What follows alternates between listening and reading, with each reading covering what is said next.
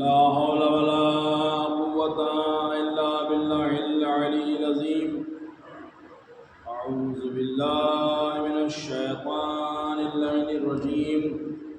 بسم الله الرحمن الرحيم. الحمد لله رب العالمين، والصلاة والسلام على أشرف الأنبياء والمرسلين سيدنا ونبينا وشفيع ذنوبنا ومولانا مولاه الثقلين جد الحسن والحسين أبي القاسم محمد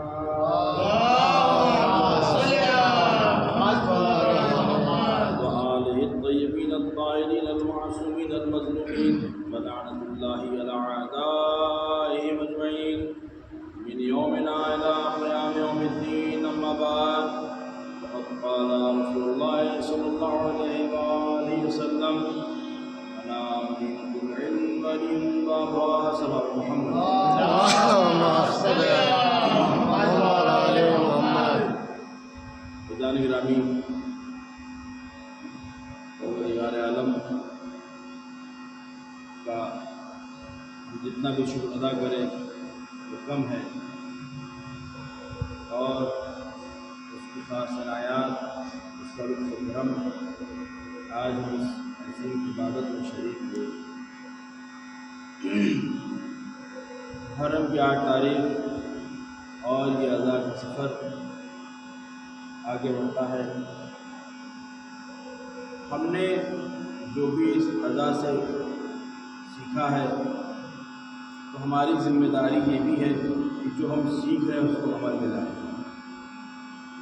چونکہ عزیزان گرامی، صرف دل کے ارادے سے کام نہیں چلتا جب تک انسان عمل نہ کرتا.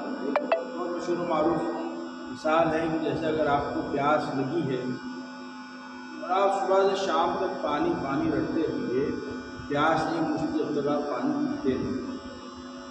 تو تشنگی سے اگر دور کرنا ہے تو پانی پینے کی ضرورت ہے. اگر گناہوں سے دور کرنا ہے تو اہل بیت کے کردار کو، ان کے اقوال پر عمل کرنا ہے.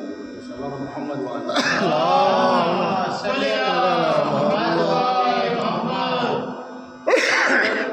ہم اپنے کردار کو اہل بیت کے کردار سے نہیں ملا دیں گے تب تک ہمارے کردار میں نہ بلندی آئے گی، نہ ہماری سوچ میں، نہ ہی ہمارے اخلاق میں کوئی تبدیلی نظر آئے گی. آج یہی وجہ ہے کہ ہر انسان صرف اپنے فائدے کی چیز سوچتا ہے. ہر انسان صرف یہ سوچتا ہے کون سا ایسا کام انجام دے جس سے مجھے فائدہ ملے. میں کہتا ہوں عزیزان گرامی کہ اگر مولائے کائنات کی زندگی کو دیکھیے تو زندگی گزارنے کا طریقہ سمجھ میں آ جائے گا کہ مولائے کائنات نے نہ جانے کتنے کنویں تیار کر دیے، نہ جانے کتنے کنویں کھود دیے، صرف اس خیال سے کہ اس سے مسافروں کو فائدہ ملتا ہے. اور آج آپ دیکھیں کہ اگر ہم چاہتے ہیں کوئی بھی سمرسیبل اگر ہمارے ذریعے سے بن جائے تو سب سے پہلے ہمارا خیال رہتا ہے کہ ہمارے گھر میں آ جائے، یا اگر ہمارے تعاون سے لگ گیا ہے تو ہم چاہیں کہ ہمارا اس پہ قبضہ رہے.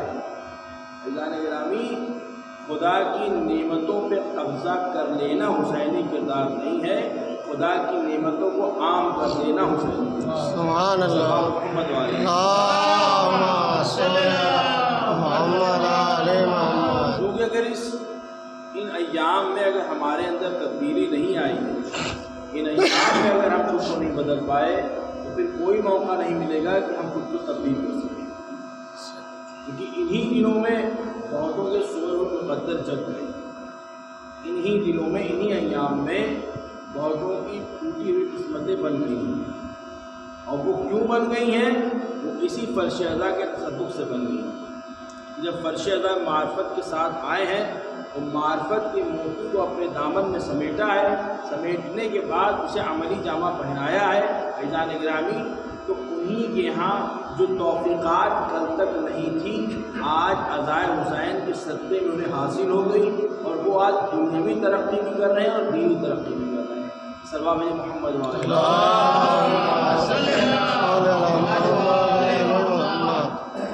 اور مولا कायनात हज़रत अली इब्न अबी तालिब अलैहिस्सलाम गिरामी किसी भी तारुफ को मोहताज नहीं है कि जब मस्जिद नबवी है, मजमा है, रसूल खुदा तशरीफ़ फरमा है, मौलाए कायनात तशरीफ़ फरमा है, बादिया नशी देहाती आता है और आने के बाद मौलाए कायनात को सलाम करता है और बैठ जाता है। लोग कहते हैं अरे तुम्हें तमीज़ नहीं है, रसूलुल्लाह बैठे तुमने उनको सलाम ना करके अली को सलाम किया। अरे तवज्जो रज़ा निगरानी, तुम्हें इतना भी सलीक़ा नहीं मालूम है कि जिस बज़्म में रसूल बैठे पहले उन्हें तुम्हें सलाम करना चाहिए था कि तुमने कैसे मौलाए कायनात अली को पहले सलाम कर दिया। अज़ान गिरामी उस बादिया नशी ने कहा मैं देहाती हूँ लेकिन मैंने रसूल से कहते हुए सुना है अना मदीनतुल इल्म व अलीयुन बाबुहा, मैंने पहले दरवाजे से इजाज़त मिल जाए तो मैं शहर इल्म में दाखिल हो जाऊँ। सवा मोहम्मद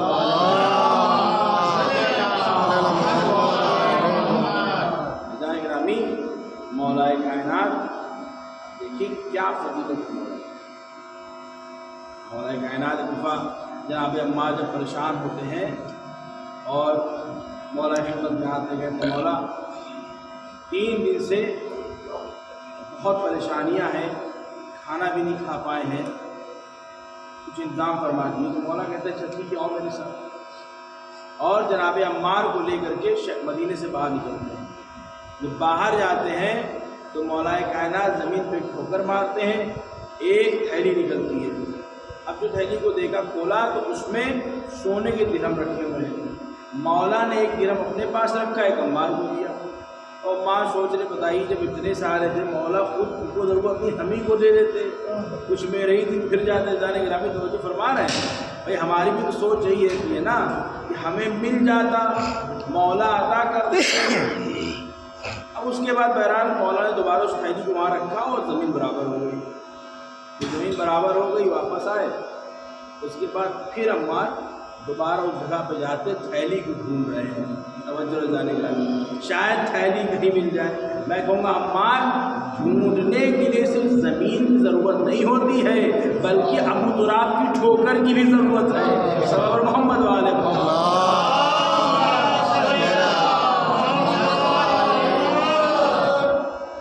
दोबारा अम्मार वापस जाते हैं मौला की खिदमत में तो मौला फरमाते हैं अम्मार तुम वहाँ थैली ढूंढने गए थे। अम्मार ये दुनिया है, जितना तुम इसके पीछे जाओगे ये तुमसे भागती रहेगी, लेकिन जब उससे तुम मोड़ लोगे तो ये तुम्हारे पीछे पीछे आने लगेगी। इस सबब मोहम्मद वाले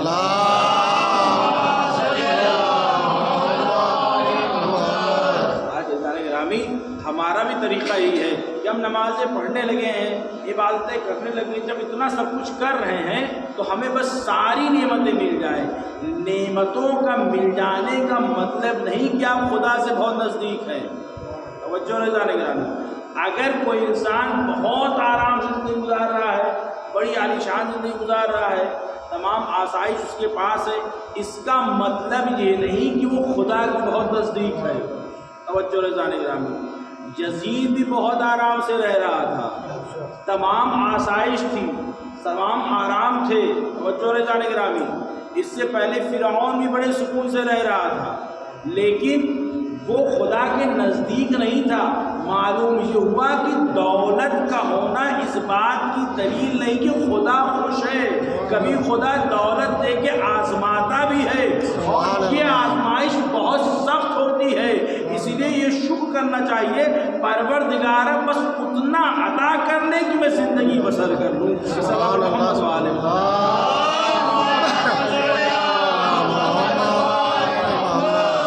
बेहतर सलवात है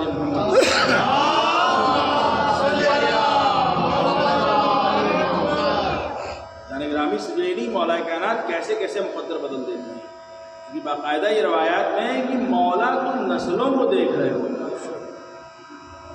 ज़माना किसी का भी हो, फ़र्क यही होता है जिसे खुदा ने बनाया होता है और जो खुद ब खुद बन जाते हैं। खुद ब खुद बनने और खुदा के बनाने में बहुत फ़र्क होता है। कि जब एक कैदी लाया जाता है खलीफा सानी के दौर में और लाने के बाद उसे रखा जाता है तो वो कहते हैं खलीफा सानी कि तुम इस्लाम कबूल कर लो, वो कहता नहीं میں اسلام قبول نہیں کروں گا، تو کیسے قتل کر دیا جائے؟ تو اس نے کہا اچھا کیا میری کوئی آخری خواہش پوری کی جائے گی؟ اس نے کہا بالکل کی جائے گی۔ کہا مجھے ایک پانی پلا دیا جائے، ایک کاسا۔ اب انہوں نے دیا جا کے پانی لے کر کے آؤ، پانی آیا۔ جب پانی آیا اس نے پانی کو گرا دیا، جب پانی گر گیا تو اس نے کہا مجھے پھر سے پانی چاہیے، پھر پانی لایا گیا، پھر اس نے گرا دیا۔ تو انہوں نے کہا کہ تم بہانہ بنا رہے ہو پانی نہ پینے کا۔ اس نے کہا دیکھیے جب تک میں پانی نہ پی لوں آپ نے مجھے امان دیا، مجھے قتل نہیں کر سکتے۔ تو خلیفہ ثانی نے کہا نہیں یہ بہانہ بنا رہے اسے قتل کر دو۔ توجہ جانے گرامی، مولا کائنات تشریف لاتے ہیں، فرماتے تم نے اس کو امان دے دی ہے، اور اب جب کہ تم نے امان دے دی ہے تو تم اسے قتل نہیں کر سکتے ہو جب تک کہ پانی نہ پی لے۔ تو اس نے کہا کہ تو کیا کیا جائے؟ خلیفہ ثانی نے کہا کیا عزیزان گرامی، اس زمانے میں بھی اسی در سے جواب ملا کرتا تھا، اس زمانے میں بھی اسی در سے جواب ملا کرتا ہے۔ دشمن بھی ہوتا ہے تو اسے وہیں سے جواب ملے گا جہاں خدا نے عطا کیا ہے۔ توجہ رہے عزیزان گرامی، تو مولانا نے فرمایا کہ یہ ایک مسئلہ صرف یہ ہے کہ اس کو تم فروخت کر دو، بیچ دو، اور اگر کوئی نہ خرید رہا ہو تو اسی کو بیچ دینا۔ تو انہوں نے کہا کہ ٹھیک ہے تو دیر کس بات کی ہے، آپ ہی خرید لیجیے۔ مولا نے اس کو خرید لیا۔ خریدنے کے بعد اس کے ہاتھ سے اس کاسے کو لیا، لینے کے بعد اس کو زمین پہ رکھا اور زمین کو حکم دیا کہ جو پانی تمہارے پاس ہے اسے واپس کر دو۔ عزیزان گرامی، ابو تراب کا حکم کرنا تھا کہ زمین نے پانی کو واپس کیا، پانی دوبارہ کاسے میں آیا، مولا نے پانی کو قیدی کو دیا، قیدی نے جب پانی پیا، پانی پینے کے بعد وہ مسلمان ہو گیا۔ ارے توجہ ہے عزیزان گرامی، امیر المومنین کہتے ہی اسے ہے کہ جو اس کے ہاتھ کا پانی بھی پینے تو اس کا ایمان مکمل ہو جاتا ہے۔ اس سبب محمد والے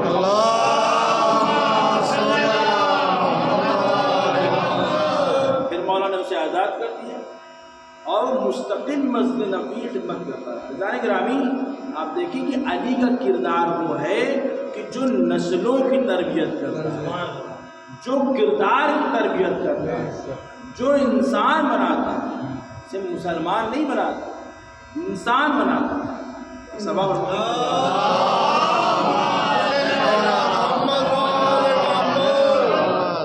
جانے گرامی کیا شخصیت مولا ہے، اندازہ لگائیں۔ آج اگر ہمارے یہاں کوئی پریشانیاں آتی ہیں تو ہمارا دل بڑا مضطرب ہوتا ہے، اور آپ دیکھیں کہ جب پریشانیاں آتی ہیں جانے گرامی تو ہم اپنے گناہوں کی طرف متوجہ نہ ہو کر کے ہم منتوں کی طرف متوجہ ہونے لگتے ہیں۔ آپ غور فرمائیں اس چیز کو، میرے نوجوان بھائی بالخصوص کو غور کریں کہ جب آپ پریشان ہوتے ہیں تو ہم یہ نہیں سوچتے کہ ہماری کمیاں کیا ہیں۔ تو جو فرما رہے ہیں، مثال سے بات واضح کر دوں کہ آپ نے عمارت بنوائی، بہت محنت و مشقت سے عمارت بنوائی، اور صاحب بہت بڑھیا آپ نے پینٹ کرا دیا، لائٹنگ کر دی، سب کچھ کر دیا، اور جب برسات کا موسم آیا تو چھت ٹپکنے لگی۔ اب آپ دیکھیں جب چھت ٹپک رہی ہے تو ہم یہ غور نہیں کر رہے ہیں کہ چھت میں کریک کہاں سے ہے، چھت میں کہاں سے مشکل پیش آ رہی ہے۔ ہم یہ سوچ رہے ہیں کیوں نہ اس چھت پہ ایک چھت اور کھڑی کر دیں، جب ایک چھت اور کھڑی کر دیں گے تو اس چھت کا تو خود بخود معاملہ برابر ہو جائے گا۔ توجہ فرمائے جانے گرامی، اور اسی بے معرفتی کے ساتھ جب ہم دوسری چھت کھڑی کرتے ہیں تو وہ ٹپکنے لگتی ہے۔ اب جب وہ ٹپکے گی تو اس کا پانی نیچے آئے گا۔ توجہ فرما رہے ہیں، پتہ چلا کہ پوری کی پوری عمارت خراب ہو جا رہی ہے۔ اگر ہم نے پہلے غور کر لیا ہوتا کہ جو عمارت بنائی گئی ہے اس کے میٹیریل میں کہیں پرابلم آ گئی ہے یا چھت کی ڈھلائی میں دقت آ گئی ہے، جو غلطی ہم نے پہلے میں کیا وہ دوسرے میں نہ کرے۔ توجہ فرمائے جانے گرامی، مشکلیں آتی ہیں تو اپنے گناہوں کی طرف متوجہ ہو، منتوں کی طرف مت جاؤ، منتیں برکت کا سبب ہے۔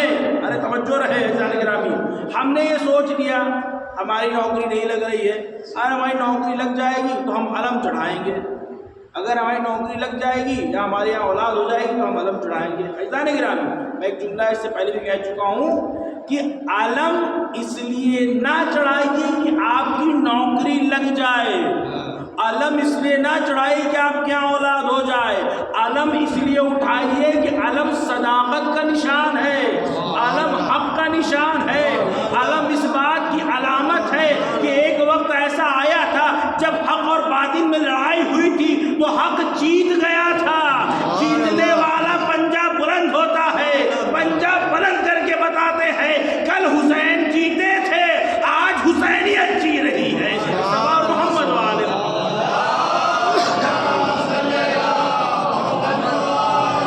نعرہ حیدری۔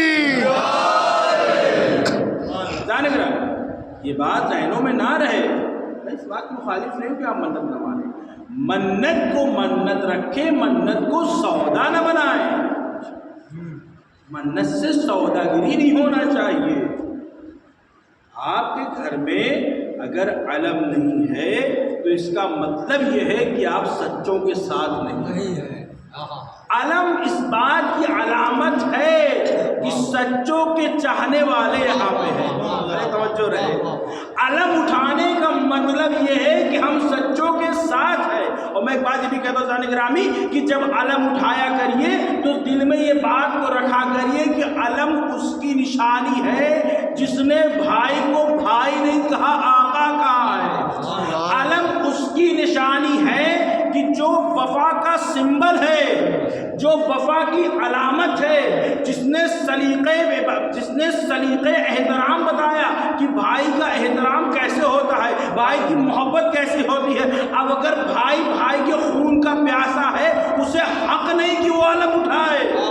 توجہ رہے، اگر بھائی بھائی میں اختلاف ہے، بھائی بھائی میں محبت نہیں ہے، بھائی بھائی کے گھر جا نہیں رہا ہے، انہیں یہ حق نہیں ہے کہ وہ اس علم کو اپنے گھر پہ لگائے۔ جب علم کو گھر پہ لگانا تو یہ یاد کرنا ایک بھائی کی ایک بھائی سے وفا کا نشان ہے۔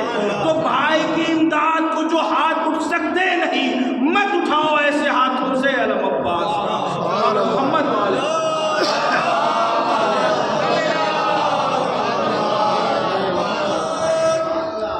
فرمائے فیضان گرامی یہ علم ہے کیا؟ علم میں ایک مشق ہوتی ہے، یہ مشق کس کی علامت ہے؟ یہ مشق ایک ننھی سی بچی کی پیاس کی علامت ہے۔ وہ کون ہے؟ بھتیجی تو ہے، بھائی کی بیٹی ہے۔ بھائی کی بیٹی کی محبت میں ایک چچا نے اپنی جان گنوائی ہے، جام شہادت نوش کیا ہے۔ اگر واقعی میں عباس کے چاہنے والے ہو تو بھائی بھائی میں اختلاف نہیں ہوگا۔ توجہ فرمان جانے گرامی، یہ کہنا کافی نہیں ہے کہ آپ علمبردار ہیں، جب تک علمبردار نہ کہے یہ میرا غلام ہے۔ جو جانے گرامی ٹھیک ہے، ناراضگیاں ہو گئی، بسم اللہ آپ آگے بڑھ جائیے، آپ مل لیجئے، آپ ملاقات کر لیجئے، کوئی مسئلہ نہیں ہے۔ بڑا بھائی ہے تو چھوٹا بھائی آگے بڑھ جائے، اور اگر چھوٹا بھائی ہے تو بڑا بھائی آگے بڑھے گا تو اس کے بڑپن میں کمی نہیں آئے گی، اضافہ ہو جائے گا۔ ارے میں تو بڑا ہوں، ایسا نگرامی بڑوں ہی کی تو ذمہ داری ہوتی ہے چھوٹوں کو ادب سکھانا۔ آج اگر آپ اپنے چھوٹے کے سامنے جھک جائیں گے تو کل وہ بڑا اپنے چھوٹے کے سامنے جھکے گا۔ واہ واہ واہ، ایسا نگرامی بات آئی تو میں مثال سے اور واضح کر دوں کہ آپ دیکھیں ایک مسئلہ ہے اور ثواب بہت ہے اس چیز کا، کیا؟ سلام کرنا شریعت میں مستحب ہے، جواب دینا اتنا واجب ہے کہ نماز میں پڑھ رہے ہو تو آپ جواب دیجیے۔ توجہ فرما رہے ہیں، اتنا واجب۔ اب آپ اس سے اندازہ لگائیں کہ اس کی اہمیت کتنی ہے۔ آپ کو معلوم ہے ثواب کے سلام کے بعد کہا جاتا ہے جو شخص سلام کرتا ہے اس کے اندر غرور نہیں آتا ہے، گھمنڈ نہیں، گھمنڈ نہیں ہے میں کسی کو سلام نہیں کرتا ہوں، سب آ کر مجھے سلام کرتے ہیں۔ ایسا نہیں، غور کریں کہ نہ جانے وہ سر کتنے جو اٹھا کرتے تھے وہ ختم ہو، نہ جانے وہ سینے جتنے اکڑ کے چلتے تھے آج زمین بوس ہو گئے، نہ جانے وہ بازو جو اینٹھا کرتے تھے ان میں ہلنے کی صلاحیت ختم ہو چکی ہے، نہ جانے وہ زبانیں جو بہت چلا کرتی تھی چرب زبانی سے آج وہ گم ہو گئی ہیں، نہ جانے وہ نام جو بہت مشہور تھے آج قبروں میں مٹیوں میں مل کے ختم ہو گئے ہیں، وہ لوگ جو اکڑ کر زمین پہ چلا کرتے تھے وہ زمین کے نیچے دفن ہو چکے ہیں۔ جو فرما رہے ہیں इस बात को اسلام نے کہا کہ جب کسی سے ملاقات کرو تو پہلے سلام کرو، اور آپ جانتے ہیں جانے گرامی سلام کرنے والے کو 60% ثواب ملتا ہے، 60% جواب دینے والے کو 40%۔ عجیب عقل ہے، اس عقل نے انسان کو اتنا اندھا کر دیا ہے، وہ کم کے پیچھے پڑا ہوا زیادہ کا تصور ہی نہیں کر رہا ہے۔ محمد والے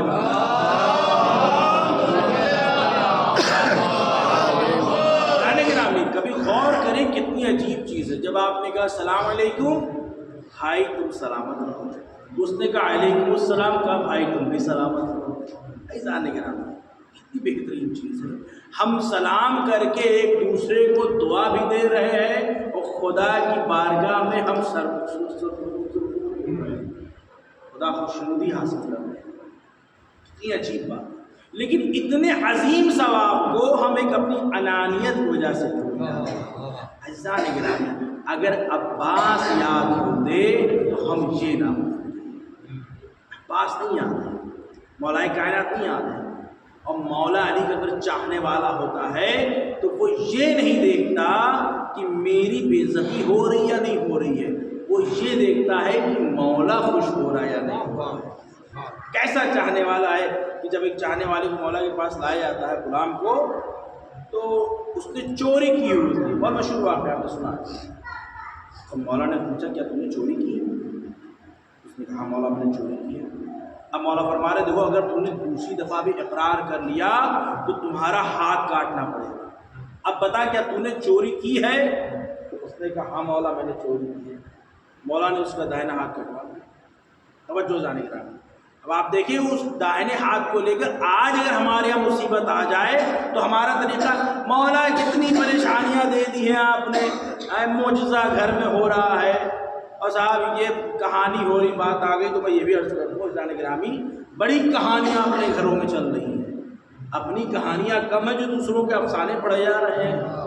آپ دیکھیں یہ افسانے ہیں، چٹپٹ بی بی کہانی، اور جو فرما رہے فلاں صرف شہزادی کے واقعے کے علاوہ ساری کہانیاں من گھڑت کہانیاں، بے شک جو شہزادی کا واقعہ پڑھا جاتا ہے، جن کو بلایا جاتا ہے شادی میں وہ جاتی، صرف وہی واقعہ صحیح ہے جو تاریخوں میں ملتا ہے، باقی ساری کہانیاں کہانی ہیں، کوئی حقیقت نہیں ہے۔ آپ غور کریں، میں بات آگے تمہارے سے کرتا ہوں، آپ غور فرمائیں جانے گرامی کتنی عجیب بات، یہ تہمتیں ہیں۔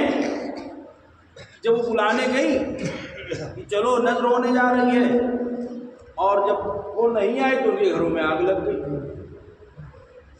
معاذ اللہ نعوذ باللہ، اہل بیت انتقام لینے لگے، اچھا تم مجلس میں نہیں آؤ گے تمہارے بیٹے کو ہم بیمار کر دیں گے، تم مجلس میں نہیں آؤ گے تمہارے گھر میں آگ لگا دیں گے۔ عزیزان گرامی ان کا کام آگ لگانا نہیں ہے، اپنے نور سے منور کرنا ہے، یہ گھروں کو آباد کرتے ہیں، برباد نہیں کرتے۔ ارے یہ تو وہ ہے جو قاتل اکبر کو بھی پانی پلاتے ہیں، سباب محمد والے محمد،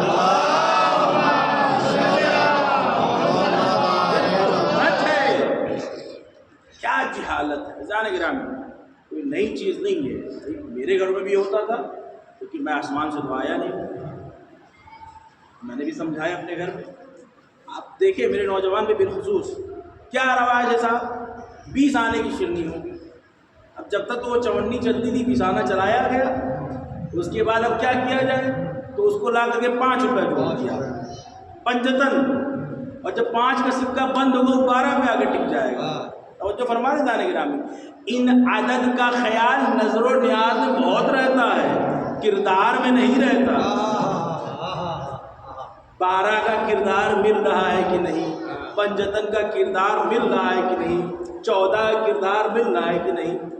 اور آپ دیکھیں اب صاحب نظر ہو رہی ہے، عجیب و غریب، اچھا بات بھائی بہت اہم میں عرض بھی کر دوں، ایک سلوہ بجے پر محمد والا،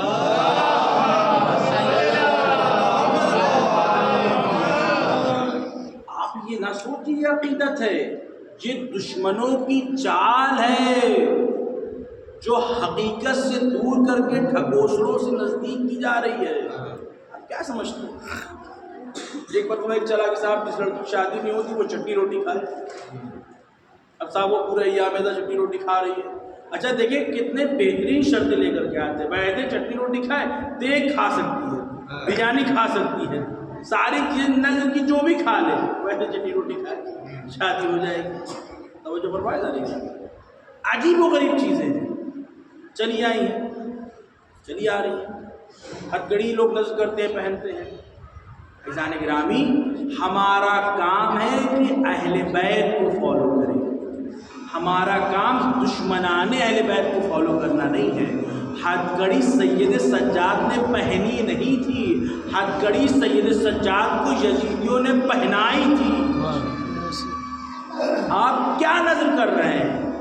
اس ظالم کی دی ہوئی اذیت کو نظر کر کے پہن رہے ہیں۔ اور صاحب زمانے نے ترقی کی، وہ فیشن بنا اور وہ ہتھکڑی جو ہے اب کڑے میں بدل گیا۔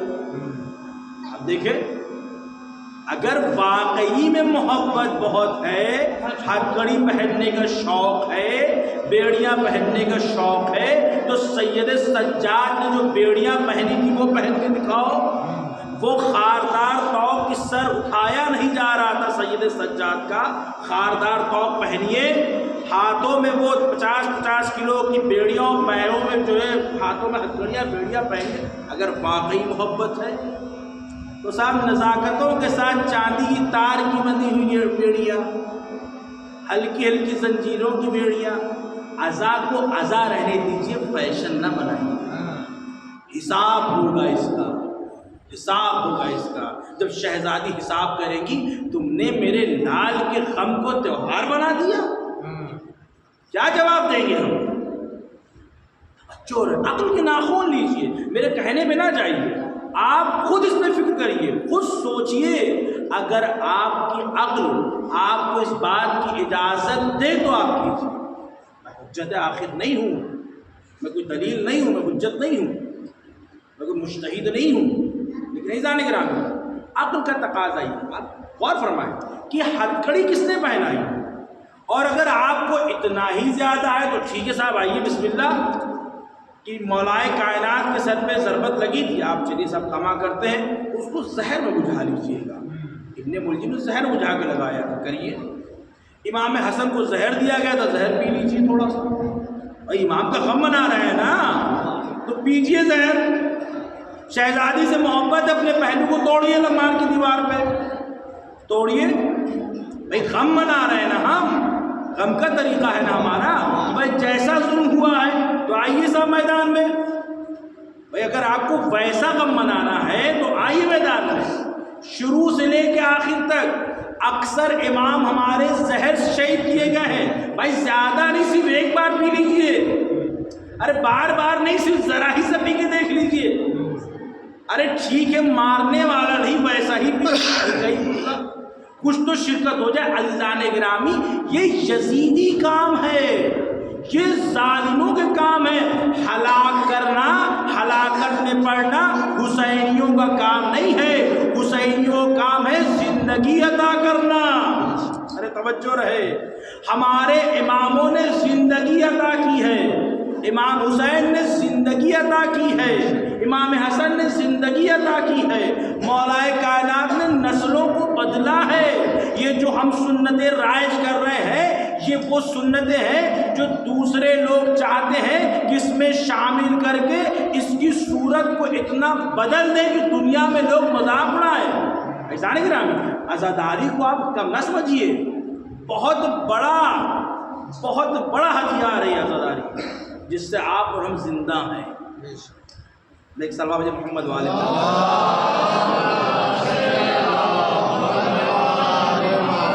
کیا ہے عزاداری؟ آپ نے سنا ہوگا بارہا ذاکرین سے کہ جب دفعہ بہت ریسرچ کیا گیا کہ آخر یہ شیعہ چل کیسے رہے، اتنا کانفیڈنس ان کے اندر کہاں سے آ گیا، اتنا یقین کیسے آ گیا، اور یہ قوم کیسے اس طرح ترقی کر رہی ہے؟ تو لوگوں نے جو پورا خلاصہ نکالا کہ 3 چیزیں ہیں جو ان کو سہارا دے رہی ہیں۔ وہ کیا کہہ لگی صاحب؟ ایک تو ان کے پاس ہے انتظار امام زمانہ،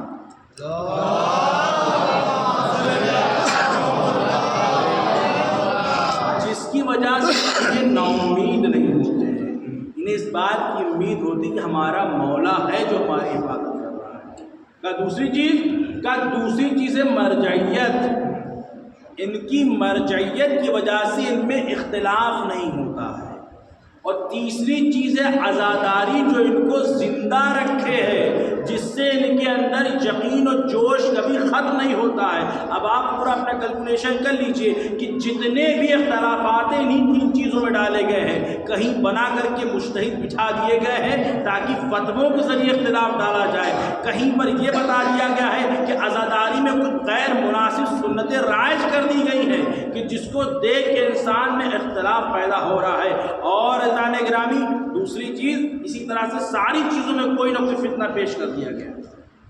اب ہماری ذمہ داری ہے کہ ہم کتنا اس کو سمجھ کے چل رہے ہیں۔ غم حسین کہیں سے بھی اسے تہوار نہ بننے دیجیے کہ غم حسین میں سیاہ لباس پہننا چاہیے۔ اگر سیاہ لباس محرم میں پہننا ہے تو آپ محرم کے بعد ہی سیاہ لباس سلا لیجئے تاکہ محرم آتے آتے وہ پرانا ہو جائے، بیچ بیچ میں آپ پہنتے رہیے، اس کا رنگ کم ہو جائے۔ عزیزان گرامی بہت افسوس کی بات ہے، بہت افسوس کی بات ہے۔ میں ایک مولانا صاحب کی مجلس سن رہا تھا، مولانا اطہر صاحب مرحوم جو کلکتہ والے تھے، انہوں نے کہا کہ باقاعدہ دوسرے لوگ کہتے ہیں کہ کالی عید آ گئی، کہ عید سے زیادہ محرم میں کپڑے سلائے جاتے ہیں۔ حقیقت ہے، اس سے آپ وہ نہیں بول سکتے۔ درزیوں کے پاس وقت نہیں رہتے۔ جانے گرامی کیا ہو رہا ہے؟ انتخاب ہو رہا ہے، فلاں مجلس میں یہ، بالخصوص خواتین کہ فلاں مجلس میں یہ پہنیں گے، فلاں مجلس میں یہ پہنیں گے۔ جانے گرامی اگر وہ بہک رہی ہیں تو ہماری ذمہ داری ہم انہیں بتائیں۔ لباس بغیر سلائے تو آ نہیں سکتے ہیں، تو کیوں نہ شروع میں سلا لی جائے، 6 مہینہ 8 مہینہ پہلے انہیں اتنا پہنا جائے کم از کم نئے جیسے نہ نظر آئے۔ عزیزوں آپ جانتے ہیں کہ کربلا کے بعد یزیدیوں نے نئے کپڑے پہنے تھے، ان کی یہاں خوشیاں منائی گئی تھیں، ان کے یہاں جو تمام چیزیں ہوئی تھیں، ہم کیوں سنت کو انجام دیں؟ بات تمام کیا کہ اگر مولا کے چاہنے والے ہیں تو ذہن میں یہ رہے کہ مولا کیا چاہ رہا ہے۔ سباب محمد والے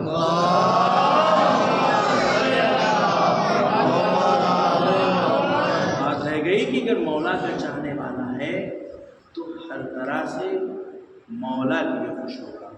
جب اس کا ہاتھ کاٹ دیا گیا، داہنا ہاتھ کو بائیں ہاتھ میں لے کے باہر آیا، اب ایک دشمن علی کو ملتا ہے، کہتا ہے یہ بتاؤ تمہارا یہ ہاتھ کس نے کاٹ دیا؟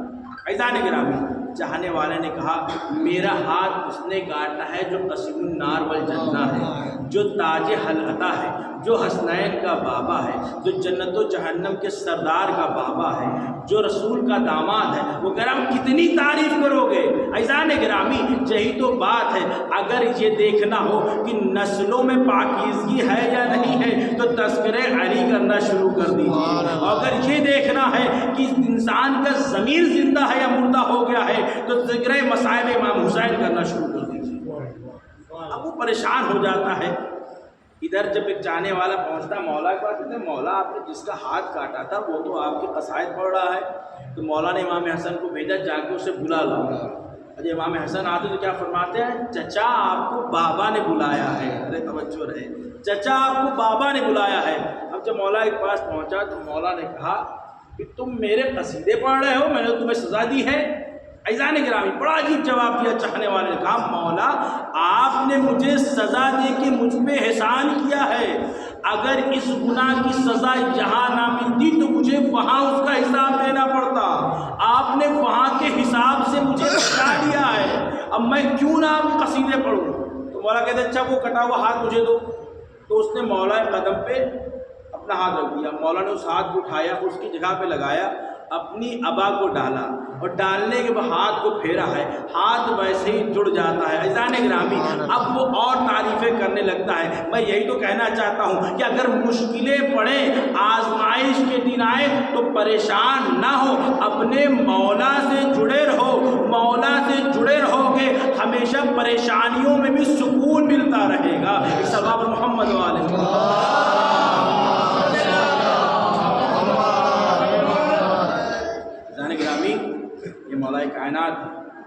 جو شیر خدا ہیں، اور آپ نے ذاکرین سے سنا بھی ہے کہ شعر کی بہت سی قسمیں ہوتی ہیں، عربی میں بہت سارے لفظ استعمال ہوتے ہیں۔ کسی شعر کو اسد کہا جاتا ہے، جو نارمل شعر کو اسد کہا جاتا ہے، جو شعر بیٹھا ہوا تو اس کو لیس کہا جاتا ہے، اور جو شعر بوڑھا ہوتا ہے اس کو بدعنفر کہا جاتا ہے، اور جو شعر حملہ کرتا اس کو حیدر کہا جاتا ہے، اور جو فرمایا جاتا ہے، اور جس شعر سے دوسرے شعر بھاگ رہے ہوتے اسے عباس کہا جاتا ہے۔ عباس کون عباس؟ عباس آج 8ویں تاریخ ہے۔ ان کی فضیلت کے لیے ابھی آپ کو میں نے سنا، صرف اتنا ہی سمجھ لینا کافی ہے کہ وفا کا دوسرا نام عباس۔ اگر کسی کو دیکھنا ہے کہ صبر مجسم ہو جائے تو کیسا دکھے گا، وہ جناب عباس کو دیکھے۔ صبر مجسم کا نام ہے عباس، ثانی گرامی۔ اور جب صفین کے میدان میں مولا کائنات نے جناب عباس کو بھیجا ہے، جناب عباس، آپ کو معلوم ہے کہ جناب عباس کے بارے میں ملتا ہے کہ بہت حسین و جمیل تھے، اتنے حسین و جمیل تھے کہ جب بازار سے گزرتے تھے تو بازار ٹھہر جاتا تھا، لوگ جناب عباس کو حسن کو دیکھنے لگتے تھے۔ تو جناب زینب سے کسی نے کہا کہ جب مولا جاتے تو بازار ٹھہر جاتا ہے، تو جناب عباس نے کہا بھیا عباس، کہا جی شہزادی، کہا کہ اب جب آپ بازار جائیے گا تو چہرے پہ نقاب لگا لیجیے گا، میں نہیں چاہتا میرے بھائی کو کسی کی نظر لگ جائے، اور جو جانے گا کیا محبت ہے۔ وہی عباس جب صفین میں جاتے ہیں نقاب لگا کر کے تو لوگ کہتے ہیں کہ علی آ گئے ہیں، علی آ گئے ہیں، توجہ جانے گرامی۔ تو کسی نے کہا نہیں علی تو نہیں، کوئی اور ہے، کچھ نے کہا نہیں علی ہے، کہا اچھا دیکھو اگر مل کے حملہ کرو، اگر علی ہوں گے تو واپس چلے جائیں گے، اگر علی نہیں ہوں گے تو واپس چلے جائیں گے، علی ہوں گے تو رکے رہیں گے۔ جب سب نے حملہ کیا جناب عباس ویسے ہی ڈٹے رہے، لوگوں نے کہا علی آ گئے ہیں۔ اب جو وہاں کھڑے تھے انہوں نے کہا مولا یہاں تو آپ موجود ہیں، وہاں کون ہے؟ تو مولا نے کہا عباس کو واپس بلاؤ، کہو علی آ رہا ہے۔ اب جب جناب عباس وہاں تشریف لائے، جیسے ہی سامنے کھڑے ہوتے مولا کہتے حاذا قمر بنی ہاشم، یہ بنی ہاشم کا چاند ہے۔ میں کہوں گا وہاں تو سبھی کے سب حسن والے تھے، ایک سے ایک خوبصورت تھے بھائی، امام حسن و حسین کا تو نام ہی حسن سے شروع ہو رہا تھا۔ جناب عباس کو قمر بنی ہاشم کیوں کہا گیا؟ اس کا مطلب یہ ہے کہ جناب عباس کی کچھ ایسی خصوصیات تھی جو چاندوں میں بھی الگ چاند نظر آ رہا تھا۔ صحابہ محمد و آل محمد۔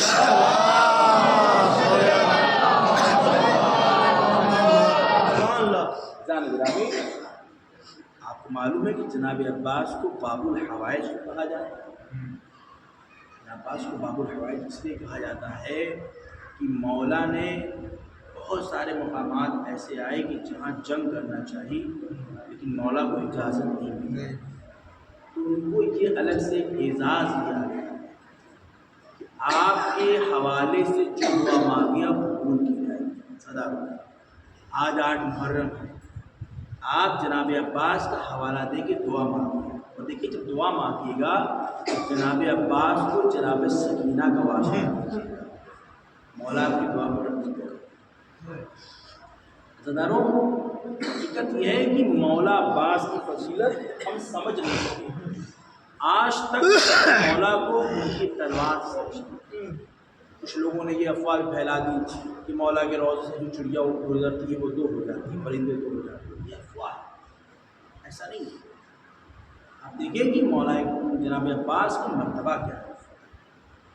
جب خیمے وہاں پہ لگ گئے ہیں اور مولا نے خط کھینچ دیا ہے، امام حسین جناب زینب کے پاس آنے کے بعد کیا فرماتے ہیں؟ بہن زینب خیمے لگ گئے ہیں، عباس نے خط کھینچ دیا ہے، تو بھیا کیا ہوا؟ کہا بہن زینب عباس فیض میں ہے، اور عباس نے کہہ دیا ہے کہ اس کی ہمت ہے جو اس خط کو اس بار آ جائے، بھیا آپ کیا چاہتے ہیں؟ کہا بہن زینب میں چاہتا ہوں کہ عباس خیموں کو دریا سے ہٹا دے۔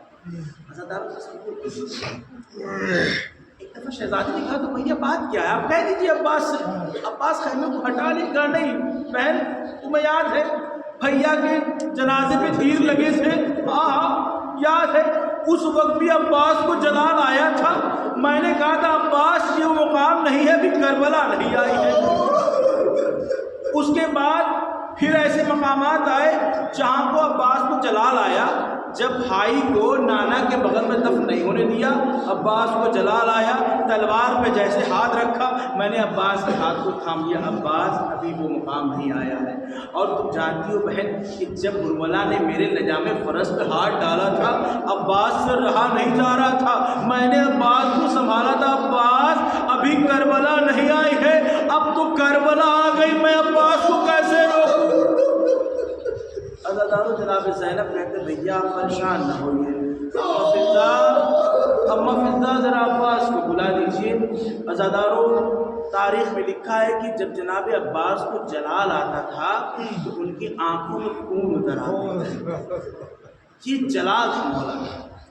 عزادارو جیسے در خیمہ پہ آتی ہیں اور چاہتی ہیں جناب عباس کو آواز دیں، اتفاق سے جناب عباس نظر جناب فضا پڑتی ہے، جیسے ہی نظر پڑتی ہے جناب عباس روک دیتے ہیں کہ اماں فضا بس آپ ٹھہر جائیے میں آ رہا ہوں۔ عزادارو جناب عباس کو یہ بھی گوارا نہیں تھا کہ جناب زینب کا نام بھی مجمع عام میں لیا جائے۔ عزادارو جناب عباس آتے ہیں، تاریخ نے لکھا ہے کہ اب جو جناب عباس خیمے کے جانب چلے ہیں تو الٹی ہوئی آستینوں کو سیدھا کرتے ہیں، آستینوں کو برابر کرنے کے بعد تلوار کو نیام کرتے ہیں، اپنی پیشانی کے پسینوں کو پوچھتے ہیں، خیمے کے پاس جاتے ہیں، شانے کو جھکا دیتے ہیں، تھوڑی دیر کھڑے رہتے ہیں تاکہ آنکھوں کی سرخی کم ہو جائے۔ مجھے شہزادی کے سامنے جانا ہے، زینب کو تو یہ بھی گوارا نہیں، ارے عباس کو تو یہ بھی گوارا نہیں کہ شہزادی کے سامنے جلال سے جائے۔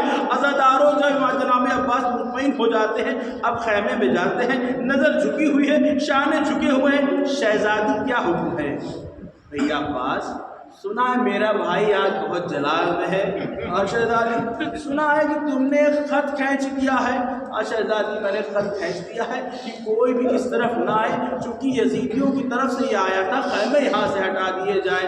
عباس حسین چاہتے ہیں کہ خیمے ہٹا لیے جائیں، عباس حسین چاہتے ہیں خیمے فرات سے ہٹا لیے جائیں۔ اچھا عباس دیکھو ٹھیک ہے تم نے خیمے لگائے ہیں، تم نہیں جا پا رہے ہو، میں اکبر کو بھیج دیتی ہوں۔ عزادارو جناب عباس کیا منزلت دیکھے، عباس فرماتے شہزادی اگر آقا چاہتے ہیں عباس خود خیموں کو ہٹائے گا، عباس خود خیموں کو دریا کنارے ہٹائے گا۔ ابھی آپ اندازہ لگائیں کہ جو عباس کہہ کے گئے تھے کہ اس کی ماں نے دودھ پلایا ہے جو اس خط سے اس پار آ جائے، اب وہی عباس ہے جو خیموں کی کناتوں کو نکال رہے ہیں، خیموں کی کوٹیوں کو نکال رہے ہیں۔ عباس بتاتے ہیں، بتانا یہ چاہ رہے ہیں کہ دیکھو مقصد حسین آقا کی اطاعت ہے، اگر آقا کہتا ہے خیمے ہٹا دو تو ہٹا دوں گا۔ عزادارو یہی عباس ہے کہ وہ وقت آیا ہے کہ جب سب قربان ہو رہے ہیں، جناب عباس بھی آتے ہیں اجازت دیجیے، مولا کہتے ہیں تم میرے لشکر کے علمبردار ہو، تم تو میرے لشکر کے سردار ہو۔ جناب عباس کہتے ہیں مولا اب وہ لشکر ہی کہاں رہا جس کا میں علمبردار ہوں۔ عزادارو جناب عباس کی فضیلت سمجھنا چاہتے ہیں، آپ اس سے اندازہ لگائیے کہ جب تک جناب عباس زندہ تھے تو فوج یزیدی میں بحران تھا، وہ آنکھیں بے چین رہتی تھی، ان میں نیند نہیں تھی۔ عزادارو جب عباس نہیں ہوں گے تو وہ آنکھیں سکون سے سوئے گی، وہ آنکھیں جو سکون سے سویا کرتی تھی اب وہ پریشان حال رہے گی۔ ایک دفعہ امام حسین نے بچوں کے الدش کی آواز سنی، کہا عباس بچوں کی الدش کی آواز سن رہے ہو؟ ہاں بھیا سن رہا ہوں۔ پہلے جاؤ بچوں کے لیے سبیل کا انتظام کرو۔ عزادارو جناب عباس جب بچوں کی جانب بڑھے ہیں، ایک خیمہ ایسا تھا جس میں ساری مشقیں رکھی جاتی تھی، جناب عباس جب اس خیمے میں گئے ہیں تو کیا دیکھا ہے، بچے خیمے میں مشقوں کو سینے سے لگائے لیٹے ہوئے ہیں، شاید مشقوں کی نمی سے کچھ سکون مل جائے۔ جناب عباس نے مشکیزہ لیا، جناب سکینہ کا مشکیزہ لینے کے بعد اب جو میدان کی جانب چلے ہیں، عزادارو جانتے ہیں کہ آج بھی علم سے مشکیزہ کیوں لپٹا ہوا ہے، یہ اس کہانی کو بیان کرتا ہے جو ایک بھتیجی سے چچا کو چچا سے بھتیجی کی محبت کی کہانی ہے۔ عزادارو جناب سکینہ کہتی بچوں اب کوئی پیاسا نہ رہے گا، میرا چچا پانی لینے جا رہا ہے، اے میرے بچوں کوئی پیاسا نہ رہے گا۔ زینب نے فرمایا عباس اب جب تم جا رہے ہو تو وہ آنکھیں جو سویا کرتی تھی اب وہ بیدار رہے گی، جو بیدار رہتی تھی وہ سوئے گی۔ عزادارو جناب عباس گئے ہیں، پر مجلس تمام ہوگی، چند فقرے۔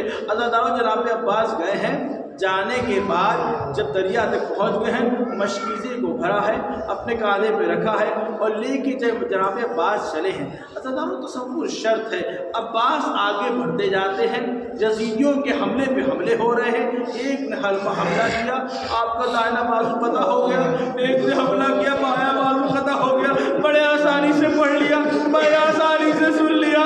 اگر ایک اذیت ہو جائے انسان تڑپ جاتا ہے، بازو کا کٹ جانا کتنی عظیم مصیبت ہے، لیکن عباس کو اس کی پرواہ نہیں ہے، یہ پانی خیمے تک پہنچ جائے۔ عزادارو ایک سنسناتا ہوا تیر جناب عباس کے ہاتھوں میں مشق سکینہ میں پیوست ہوا، عباس کی آنکھ ٹوٹ گئی۔ جب ایک تیر جناب عباس کی آنکھوں میں پیوست ہوا ہے، عزادارو تصور شرط ہے کہ اگر آنکھ میں کوئی تنکا چلا جائے انسان تڑپ جاتا ہے، چین نہیں ملتا ہے، آنکھوں میں تیر کا جانا ہے۔ ہمارا آپ کا مولا چاہتا ہے کہ اس تیر کو نکال لے، جیسے سر کو جھکایا ایک گرز آہنی، میرا آپ کا مولا زین سے زمین میں آ گیا۔ جناب امام حسین نے اپنی کمر کو تھاما، یا علی علی انکسر آزاری، اے میرے بھائی تیرے مرنے سے میری کمر ٹوٹ گئی۔ عزادارو بھائی سے بھائی ہوئے، بھائی نے وصیتیں کی۔ اب جب وصیت کر دی کہ میرے لاشوں کو خیمے تک نہ لے جانا، تو امام حسین ہے جو جناب عباس کا علم لے کے خیمے کے جانب بڑھتے ہیں۔ جیسے جیسے علم نزدیک آتا ہے سکینہ نے علم کو دیکھا، بچوں سے کہنا شروع کیا بچوں اب کوئی پیاسا نہ رہے گا، وہ دیکھو میرے چچا کا علم آ رہا ہے۔ سکینہ ایک ایک کو پانی پلائے گی، آخر میں سکینہ پانی پیے گی، اب کوئی پیاسا نہ رہے گا۔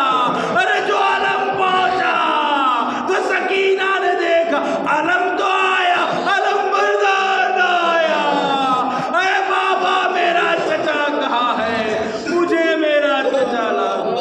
سکینہ پانی نہ پیے، مجھے میرا